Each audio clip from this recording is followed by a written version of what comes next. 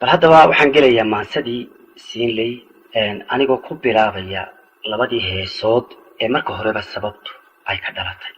sidaan u sheegay cabdiqays wuxuu tiriyey hees iska madax bannaan oo sidaan u sheegay uu macneeyey ujeeddadeeda ahayd 1970kii magaceedu ahaa aakhiro xaggee baad naga xigtaa.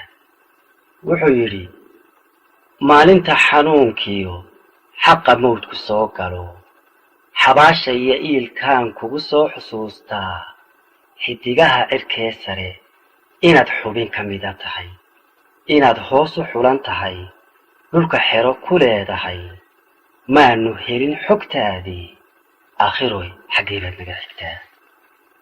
in la xaabinayo adduunyadu xayiran tahay oon xawd la reebayn waa xarafka eebe inaad xuural cayniyo janno iyo xaree tahay marna xulada naariyo xanuun iyo dhibuun tahay xajiyay ku maqalee aakhiroy xaggee baad naga xigtaa.